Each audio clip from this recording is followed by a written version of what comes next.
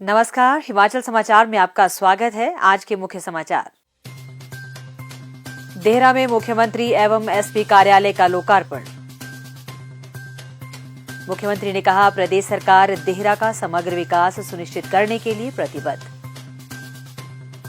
मुख्यमंत्री ने कहा, नादौन मेरी कर्मभूमि, 20 साल से कर रहा हूं लोगों की सेवा। मुख्यमंत्री ने की पुतड़ियाल में सरकार गांव के द्वार कार्यक्रम की अध्यक्षता। 147 जन शिकायतों के समाधान के लिए अधिकारियों को दिए निर्देश। मुख्यमंत्री ने कहा, जन शिकायतों का समाधान प्रदेश सरकार की सर्वोच्च प्राथमिकता। मुख्यमंत्री ने सेरा विश्राम गृह नादौन में सुनी जन शिकायतें। मुख्यमंत्री ने हवलदार श्री सुखदेव सिंह की शहादत पर जताया शोक। और अब समाचार विस्तार से। मुख्यमंत्री ठाकुर सुखविंदर सिंह सुक्खू ने आज जिला कांगड़ा के देहरा विधानसभा क्षेत्र में मुख्यमंत्री कार्यालय और एसपी कार्यालय का लोकार्पण कर इसे क्षेत्र की जनता को समर्पित किया। इस अवसर पर उन्होंने मीडिया से बातचीत करते हुए कहा कि विकास के दृष्टिकोण से देहरा विधानसभा क्षेत्र के पिछड़ जाने के कारण यहां अधिक ध्यान देने की जरूरत थी। उन्होंने कहा कि देहरा विधानसभा क्षेत्र के लोगों ने विधानसभा उपचुनाव के दौरान यहां से कांग्रेस पार्टी की प्रत्याशी श्रीमती कमलेश ठाकुर को विजयी बनाया। उन्होंने कहा कि देहरा और यहां के लोगों का विकास प्रदेश सरकार की प्राथमिकता है। यहां मुख्यमंत्री कार्यालय खोला गया है। इस कार्यालय में कुछ अधिकारी एवं कर्मचारी तैनात किए जाएंगे और लोगों को अपने कार्य के लिए शिमला नहीं आना पड़ेगा। मैं जू का वनखंडी में शिलान्यास करने के संदर्भ में आया। उस समय मैंने कहा था कि देहरा के बारे में एक प्रचलन, देहरा कोई नहीं तेरा। तो उस समय मेरे अचानक मुंह से निकला था देहरा मेरा। अब क्या पता था उसके बाद विधानसभा का चुनाव होना है और विधानसभा के चुनाव के बाद मेरी धर्मपत्नी को यहाँ से चुनाव लड़ना पड़ेगा। और हमने चुनाव लड़ा। देहरा की जनता ने बहुत बड़ा योगदान हमको दिया और कांगड़ा की राजनीति में जहाँ 15 विधायक है, एक विधायक कांगड़ा से चुनकर कमलेश ठाकुर जी आई है, तो निश्चित तौर पर देहरा जो 15 कंस्टिट्यूंसी में थोड़ा सा पीछे रह गया था, उसके विकास में हमने धीरे धीरे प्रयास कर रहे हैं और हम इसमें धीरे धीरे आगे बढ़े। सबसे पहले यहाँ एसपी ऑफिस दिया, फिर बीएमओ का ऑफिस दिया, फिर एससी आईपीएच ऑफिस दिया, फिर एससी पीडब्ल्यूडी ऑफिस दिया, एससी इलेक्ट्रिसिटी बोर्ड दिया। ये सारे ऑफिस यहाँ खोल दिए गए हैं और इनमें पोस्टें भी सैंक्शन कर दी गई। और अभी जू के लिए पानी के लिए 5-4.5 करोड़ रुपये स्वीकृत किया। पोंग डैम ऑस्टिस की जो बात थी उसका कार्य, जो 40-50 साल से जिनको बेचारे घरों में नहीं रह रहे हैं, जिनको सरकारी जगह पर रह रहे थे लेकिन बोनाफाइड सर्टिफिकेट बनाने में भी दिक्कत आ रही थी, उनके केस को सेटल करने की हमारी सरकार प्रयास कर रही है।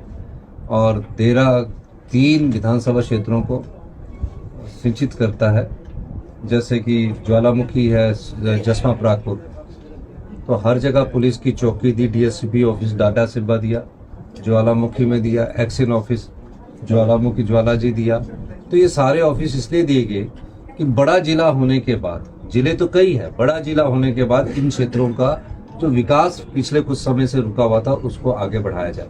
देहरा को एक हमने इकाई स्थापित कर यह फंड का प्रभाव भी हम कर रहे हैं और मेरा ये मानना है कि आने वाले समय में देहरा को टूरिज्म की दृष्टि से हम विकसित करने जा रहे हैं। तो निश्चित तौर पर यहाँ अभी मेरे स्टाफ भी बैठेगा और इस ऑफिस के द्वारा लोगों के कार्य भी। मुख्यमंत्री ठाकुर सुखविंदर सिंह सुक्खू ने आज जिला हमीरपुर के नादौन विधानसभा क्षेत्र के पुतड़ियाल में सरकार गांव के द्वार कार्यक्रम की अध्यक्षता की, जहां 147 जन शिकायतें प्राप्त हुई। मुख्यमंत्री ने अधिकारियों को जन शिकायतों का प्राथमिकता के आधार पर निपटारा करने के निर्देश दिए। मुख्यमंत्री ने कहा कि मंत्रिमंडल के सभी सदस्य भी इस कार्यक्रम में अपनी पूरी सहभागिता सुनिश्चित कर रहे हैं ताकि जनता की समस्याओं का समाधान समयबद्ध तरीके से किया जा सके।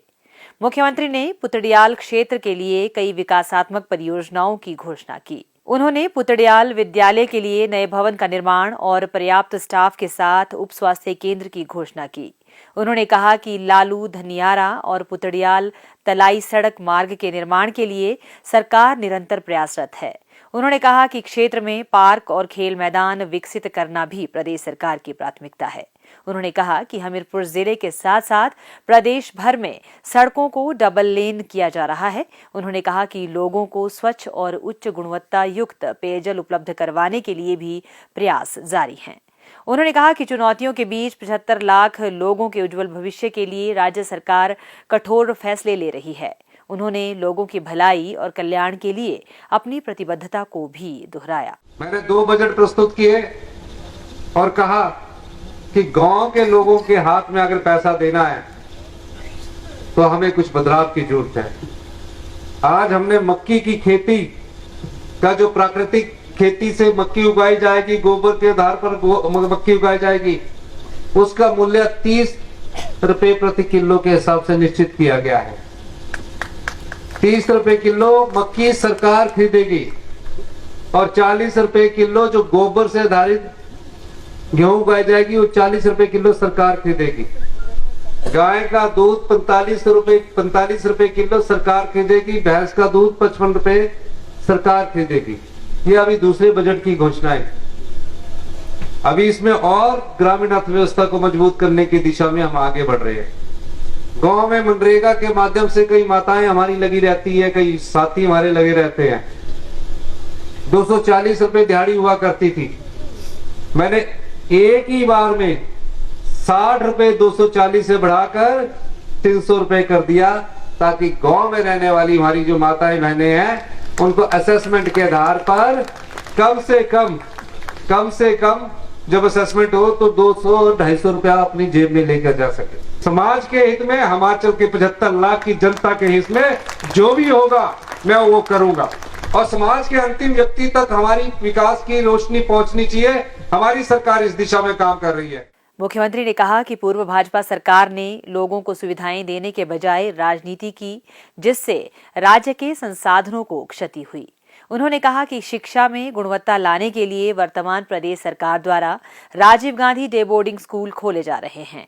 मुख्यमंत्री ने कहा कि नादौन मेरी कर्मभूमि है और उन्होंने 20 साल से ज्यादा समय से यहाँ के लोगों की सेवा की है। उन्होंने कांग्रेस नेता श्री राहुल गांधी, श्रीमती सोनिया गांधी और श्री मल्लिकार्जुन खड़गे का आभार व्यक्त करते हुए कहा कि काम के दम पर सभी का भरोसा जीतकर वे मुख्यमंत्री के पद तक पहुंचे।